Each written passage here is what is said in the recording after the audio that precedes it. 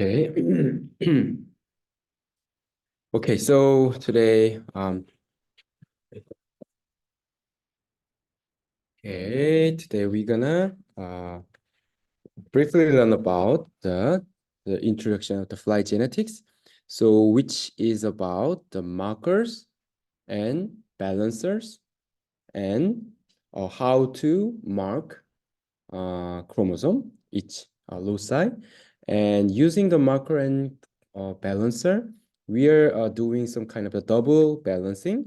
So the meaning of the balancing, why we need to double balance the fly is to marking every chromosome. So, and we can trace it. So um, for example, if one fly have this curly eye, a curly wing, and we can trace using this phenotype, we can trace the which chromosome is passed by mother or father, and we can trace the chromosome in the generation by generation. So the inheritance, generation by generation, they send their chromosome basically, and one copy from mother, the other copy from father, and they intermingle together. So they finalize their fertilized egg. So in the fly case, 2n equals 8. So 4 homologous chromosome from mother and 4 homologous chromosome from father. So as we mentioned in last session, we briefly introduced about the chromosome structure of the fly. So fly have a 4 or pairs of chromosomes. So total 8 chromosomes. So X gonna be the female, XY gonna be the male in the first chromosome. And the second chromosome, third chromosome, and fourth chromosome. So each pairs because of the homologous chromosome. So total 8 chromosome in every flies. And the position, it is named by the Thomas Morgan and name it from 1 to 102. So and we can tell X chromosome, second chromosome left arm and right arm, and third chromosome left arm and right arm, and fourth chromosome. So X chromosome only have one arm, and fourth chromosome also only have one arm.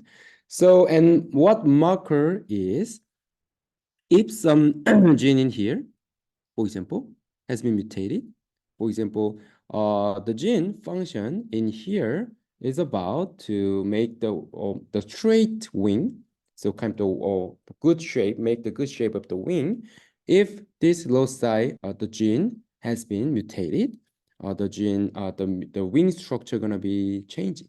So if some mutation occurring here, and we can find the phenotype with a curly wing. So if the fly have a curly wing, we can tell there's a mutation in here. And there's a 2 copy of mutation, and 1 copy have a curly wing, but the other copy don't have curly wing. And in the case of the offspring, F1 also have curly wing that indicate that the two the offspring can get one of the 2 homologous chromosome, and that indicate that F1, the offspring, received these chromosome, not that chromosome. So that is how we marking the chromosome. So we can trace the chromosome using the marker. Okay. So, and this is X chromosome. There are several markers.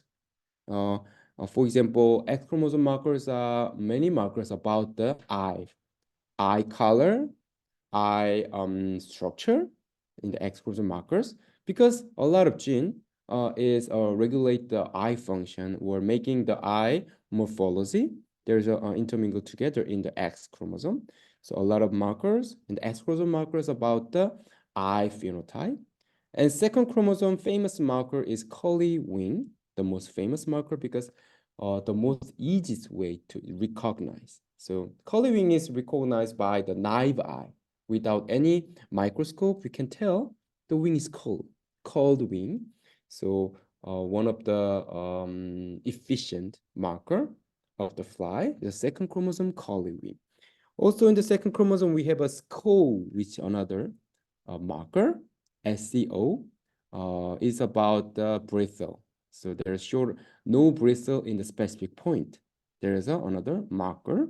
So usually the marker is about the phenotype or morphology of the eye color, eye shape, or wing shape, and body color also included, and bristle, number of bristle is hair of the body hair of the fly, number of bristle, and existence of the bristle. Sometimes bristle is gone in the case of the mutation. So basically marker is a mutation and it make a phenotype. And because of the mutation, we can trace the chromosome. So we can tell there's a marking the chromosome. So the name is marker because of reason. In the third chromosome, the most famous marker is humeral, the bristle marker. So there's a very typical bristle in the shoulder. The two long bristles should be there, but a lot of short bristle, a lot of bristles can be happen in the case of the marker of the humeral. And another marker is tubby. So in the case of the tubby marker, so there's a mutation, the short body length. And another marker is ebony. So that marker is very different because it's a recessive marker. Usually the marker have phenotype in the case they only have one copy, but ebony marker, they are occurred when there are two copies. So only one copy of ebony, they're not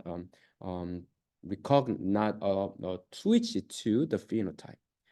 And fourth chromosome, there's no well-known markers and balancers. So, and yeah, in the fourth chromosome is not that big size. So usually we don't care about the fourth chromosome.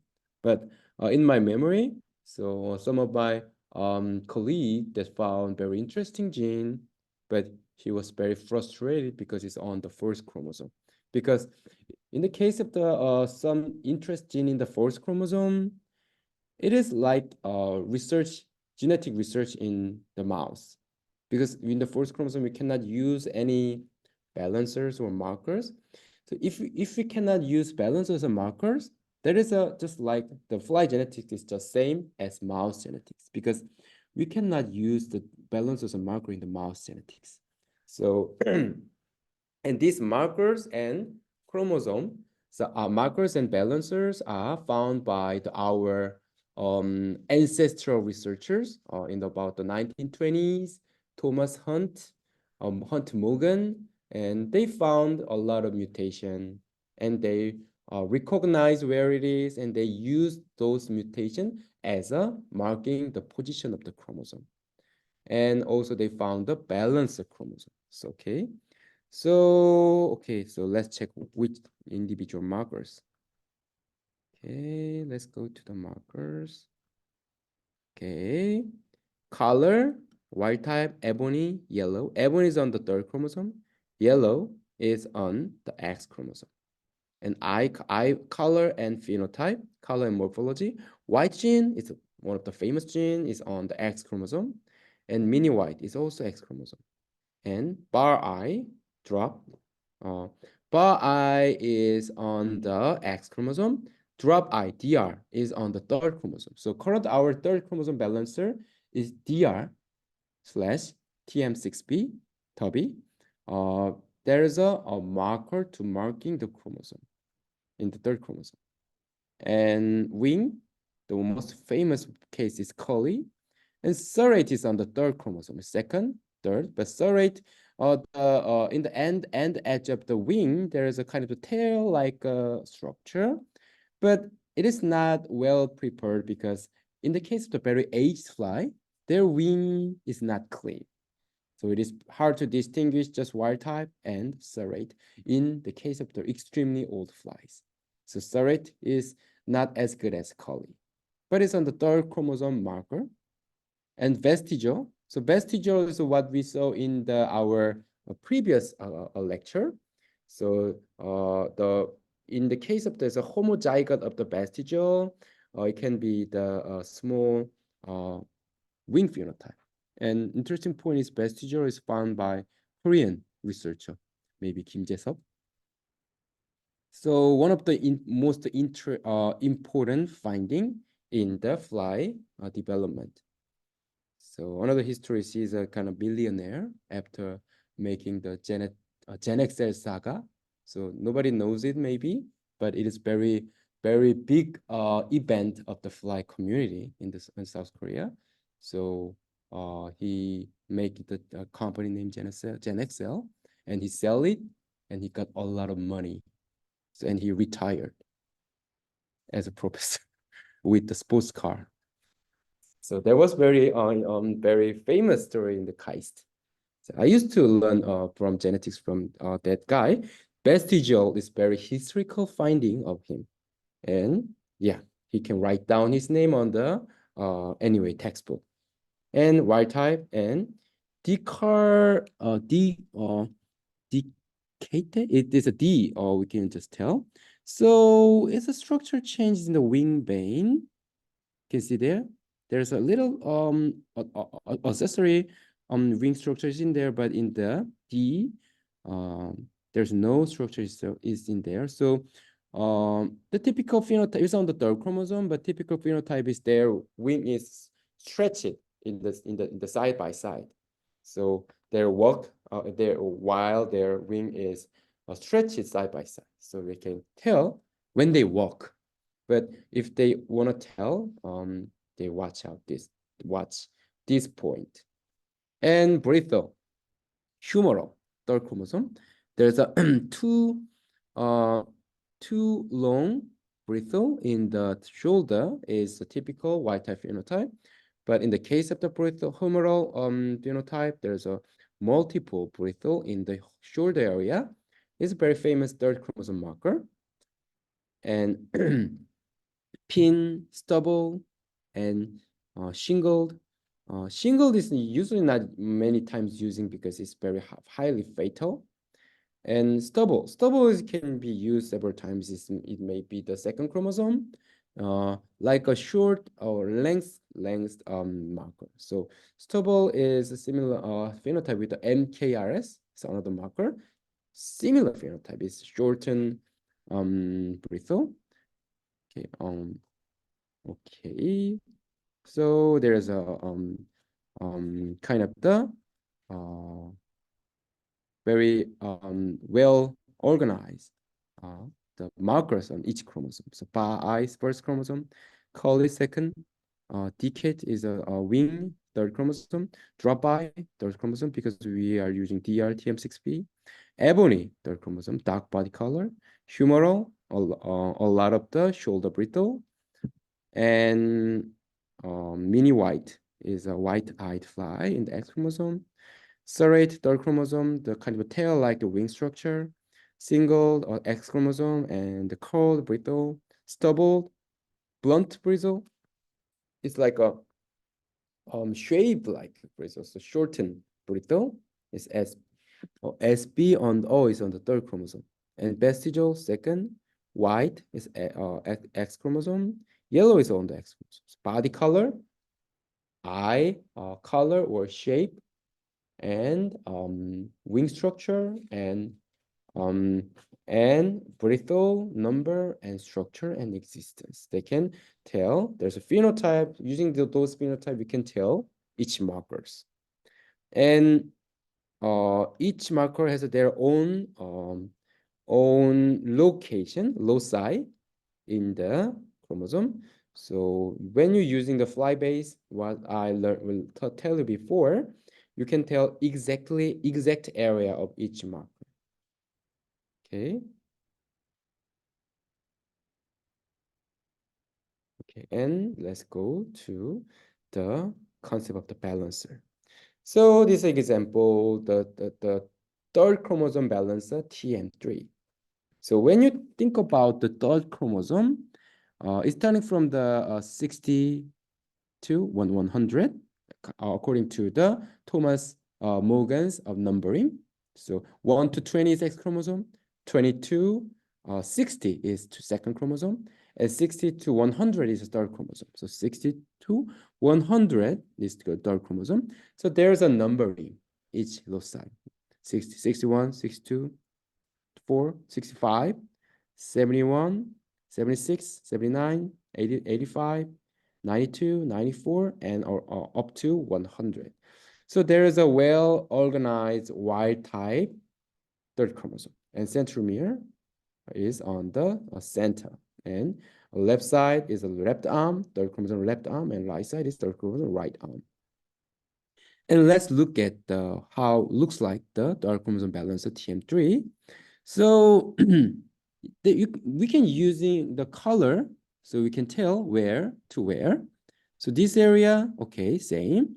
But in this area, it should be occurred or should be occur in this area, but using the reversion and translocation of the chromosome, all of a sudden this area is in here and inverted way. 79 to 85, but in this case, 90, 85 to 79 is a upside down direction.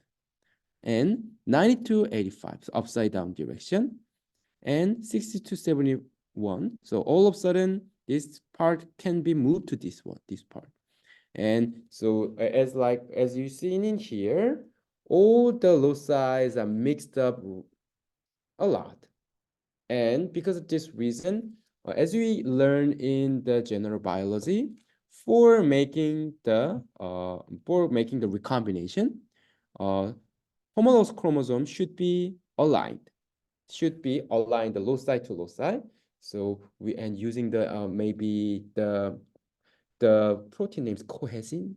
So I remember I'm teaching the general biology. So cohesin matching the each loci, and after matching all of the position, then random point recombination occur less than 3 times in one chromosome. That is how recombination has been occurred. But because of this reason, they cannot make a pairing. So without pairing, there's no recombination. So because of reason, this inverted and translocated version of chromosome is a balanced chromosome, cannot make a recombination. So it inhibits the recombination. And recombination can mix up and can break up the P element what we introduce, or it makes some changes in the chromosome. So with the balance of chromosome, we prohibit the changes of the chromosome. So we can sustain the same contents of the chromosome using this balanced chromosome because it can inhibit recombination. So recombination is natural event, and we cannot inhibit in without using very specific technique. So this is very useful technique to inhibit the recombination. And for the genetist, recombination is very bothersome because it changes every time. It makes change every generation, and it change. We need to know what happened, change it. But every time we cannot trace everything. So using the balanced chromosome, it is very useful. So we are sure, and we can trace the chromosome using the marker and using the balancers. So, and we can introduce several markers in the balancer. So to tell the balancer is. So in the case of the TM3 balancer, we usually use the serrate as a marker, which is a wing structure. And TM6, we're using the another third chromosome balancer. We usually use the humeral, shoulder, bristle phenotype, or the tubby, which is the shorter body length. Okay. So this is the mode of action of the chromosome. So in the case of the balancer chromosome is balanced, so there's no recombination has been occurred. And as I mentioned before, recombination is only occur in the female. So there's a balanced chromosome. And we need to know which balanced chromosomes that exist in each chromosome. For the X chromosome, there's a two famous balancers, which is FM7A and FM7C.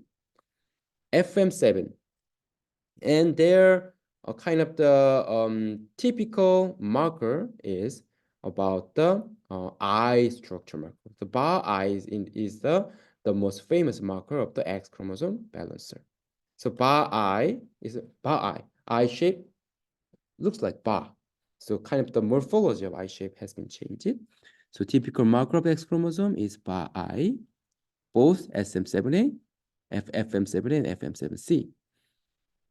And on the second chromosome balancer, the most famous one is Colio. Coli,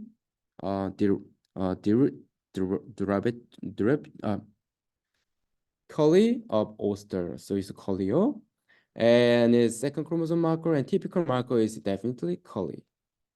And another second chromosome marker is SM6, XM6A. So, and it is also have a typical marker is Coli too.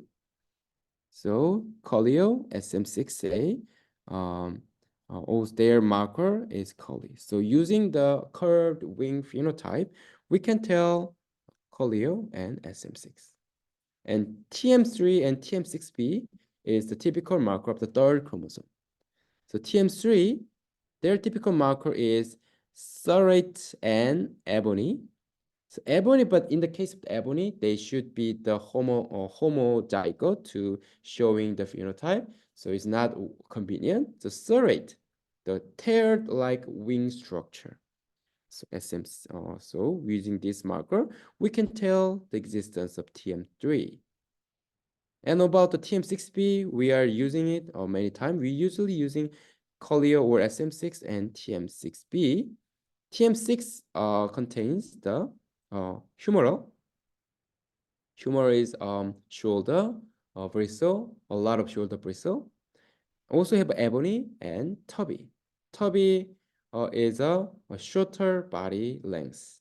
So using this tubby, we can tell, for example, in the case of the in the case of the balance of the TM6B, so if you want to know the balance is well in there or just contempt, just we can check the bottle and check the size of the pupil, and they're all short. If long pupa is in there, that indicates there's something wrong. So tubby is very convenient because you can easily tell in the pupa stage. And humeral is the most accurate marker. We can tell of the TM6B in the adult period. Also, ebony is efficient, but ebony should be homozygote. And another very important feature of balancer, if the homozygote of the same balancer, they can be dyed. There is another very important phenotype, important feature. So there's no Colio homozygote. It's not possible because it's dyed. SM6 also same. All the balancer chromosomes are the same. The homozygote of balancer chromosome should be dyed. There's no possible offspring can be exist. So it make very simplify the genetic steps. And then we just go to the how do we make a double balancing. So why we doing the double balancing is quite simple, because marking every chromosome to trace it, okay?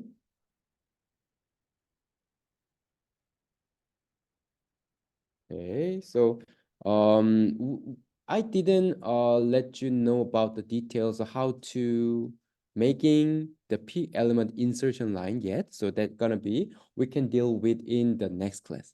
So we just think about the, just understand the concept of the balancers and markers and double balancers, okay, for today.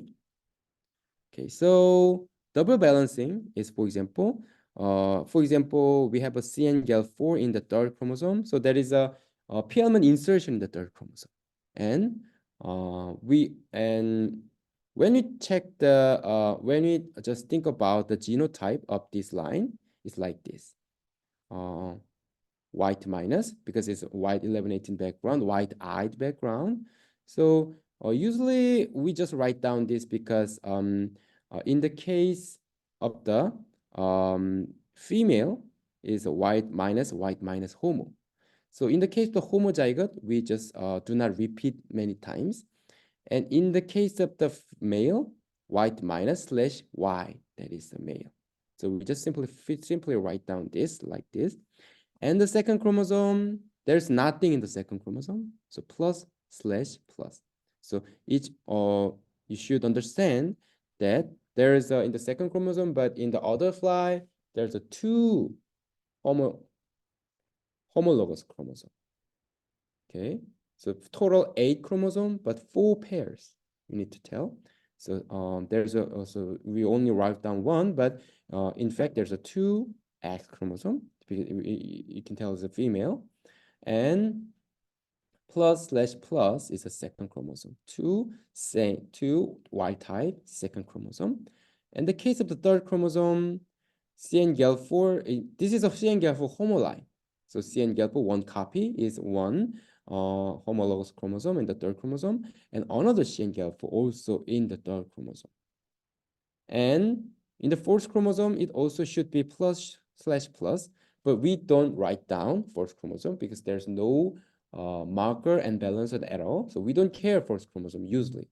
So if you find, if you want to know the function of the specific gene on the fourth chromosome, anyway, you need to using your own way without helping the historical tools. So it is very unfortunate case. So we usually hate it. So if our interest gene is, when you found out that our interest gene is on the fourth chromosome, we frustrated. And many researchers just abandon because the reason. The same, that in that case, that's just same research as mouse genetics. So they need to genotyping every time. So PCR every time. So may know what it is. So in the mouse case, they need to cut the finger or cut the tail every time, and in every individual mouse, they need to check their genotype. So I think you can do you need to do in the soon when you open the mouse research, but in the fly research, you can do genotyping, but because of the balancers and markers, it's not needed in every time. And what you want to do is marking every individual second and third chromosome because we want to trace it. So, for example, in the next generation, we want to know the next, for example, some offspring of this fly have this chromosome or this chromosome. We cannot know without having any markers. But using the marker, we can tell offspring have this chromosome or this chromosome using the marker. So using the double balancing is marking this chromosome and this chromosome differently. That is the concept of double balancing. And what I mentioned before, balancer homozygous should be died. So one of these can be shifted to the balancer because we do not want to make any recombination. And the other chromosome should be positioned another markers in there. So the chromosome with marker, they don't make a they don't make marker. One copy of homologous chromosome has a marker, only marker, and the other copy, the other homologous chromosome have a balancer. Anyway, they survive. So we are doing that. So double balancers, and we used to use this double balancer. You may still use this double balancers. So the balancer is like this. X chromosome. This is second and third chromosome double balancer. So we only can use the second chromosome double balancer, also third chromosome second chromosome balancer or third chromosome balancer. But in this case, we both have a second and third chromosome balancer and markers. So in the case of the second chromosome, we use SM6A as a balancer on the second chromosome. We can tell curly wing phenotype.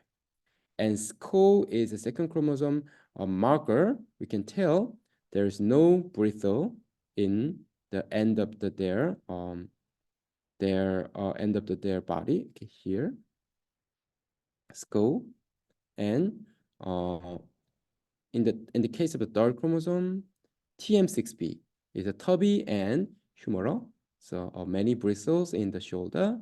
It's a tubby, humoral, and tubby is short body length. And MKRS is like a serrate, is like a SB, is a shortened brittle. So this double balancer have curly wing, SM6, and no bristle, and a lot of bristle on the shoulder and shortened bristle. They have a full phenotype in one fly. And first we need to cross to the CNGAL4 homozygote male to the double balancer female. So for double balancing, we need to have double balancer or virgin flies almost any time.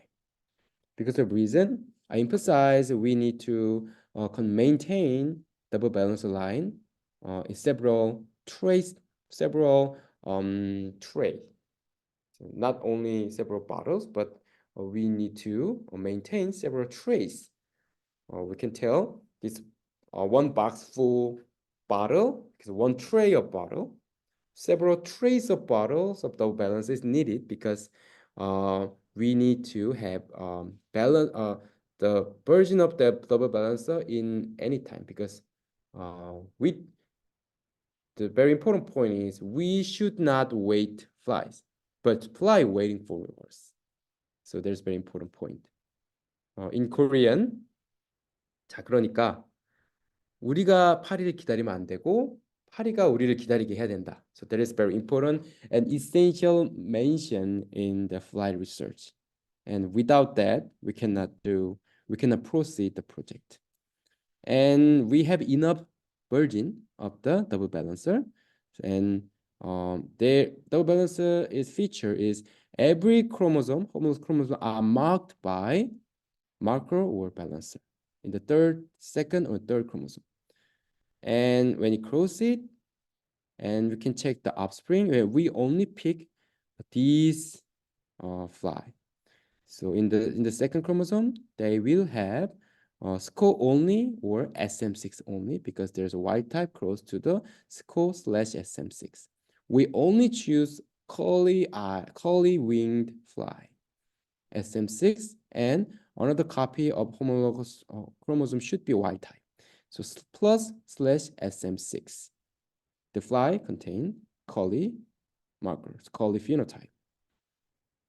And P element CNGAL4, we can recognize by the eye color, because these flies are made by white-eyed fly. And with the insertion of the P element, they contain the white plus gene. So in the P element is inserted in the genome, they can have a red-eyed phenotype. So you can pick the CNGAL4. There's two possible combinations: CNGAL4, MKRS, CNGAL4, TM6B. We only pick red-eyed with the humoral, the many shoulder brittle. And we only pick these male flies only, because we always have a double balancer virgin female. And when we have at least one fly of this phenotype, and we can cross with the double balancer of the version of double balancer. Usually this can be 1 or 2, and this can be 3 to 5 or more than 5. 7 is enough maybe. So in the case of this step, so you cannot get this male a lot. So usually 3 male flies would be enough. and 1 is okay, 2 is good, and 3 is enough. More than 3, good, but we cannot wait that long. Okay, so we can, first step, we need to get this and cross to the version of double balancer again. And let's think about the second generation. So they have a plus SM6 and SCO slash SM6. There's a plus SCO, no SM6, only SCO phenotype, we don't pick it. And plus SM6, so Collie SM6 phenotype, but no SCO phenotype, we don't pick it. And SCO SM6, the phenotype of SCO and phenotype of the SM6. So SCO have a no bristle on the end margin of the thorax, and SM6 have a curly wing. So we only pick the fly have a both two phenotype, and with that, they're gonna be the SCO slash SM6 is on the second chromosome. And about the third chromosome, there's a two possible scenarios available: CN-GALPO MKRS and CM-GALPO TM6B. So CN-GALPO red-eyed fly. The fly have a red eye, and the fly have a humoral 6B. So many bristle on the shoulder.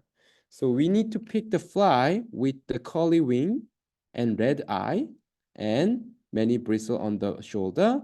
And skull is no bristle on the end margin um, of the thorax. I will show the phenotype of skull in the end part of this session.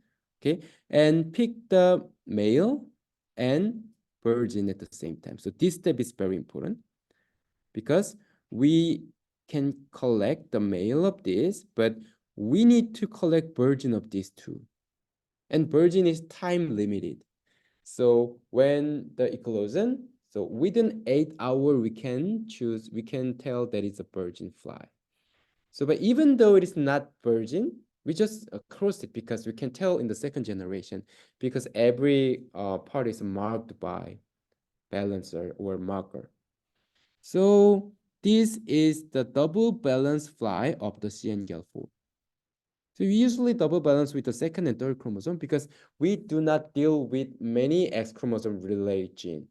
But in the case of the circadian rhythm, many genes are on the X chromosome. For example, period is on the X chromosome. So kind of the circadian, one of the most important circadian rhythm gene on the X chromosome. But we usually care about the gene in the second and third chromosome. So we marked every single homologous chromosome using the marker or balancer. And after we make the deep double balancer, when we cross to the other fly, we can trace every chromosome in the second and third chromosome because they're marked by different markers or balancers. And we use the CN-GALPO and make this double balancer, and CN-Lexay also double balancer, and another insertion, US something in the second chromosome. Also, third chromosome can be the MKRS6B using the same logic. And there's a 4 possible scenarios can make. And why this double balance is needed? Because to collect the P element in one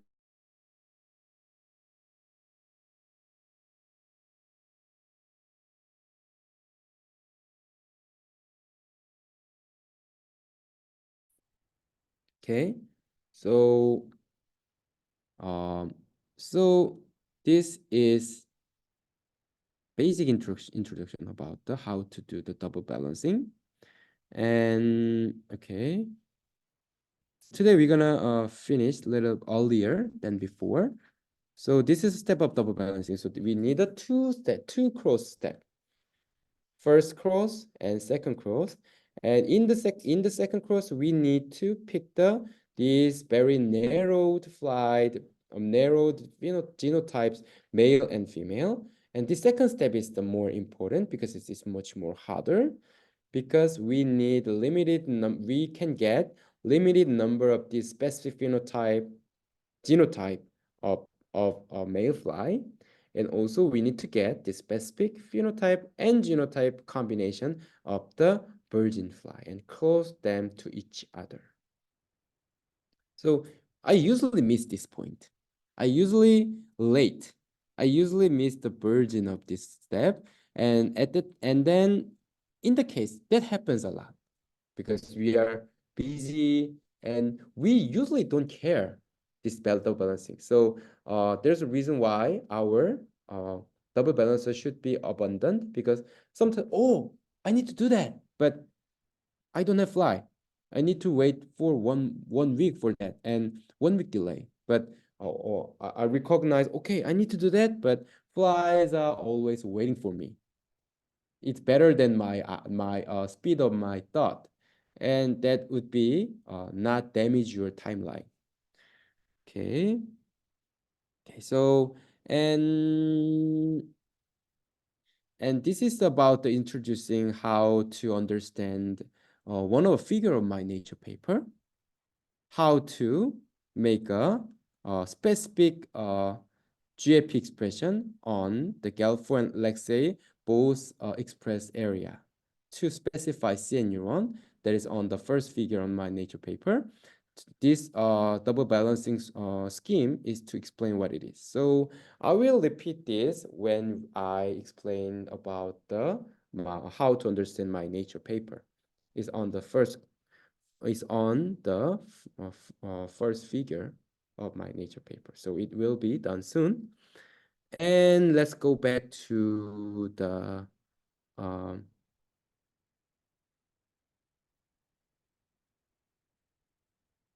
another slide. Okay. Okay.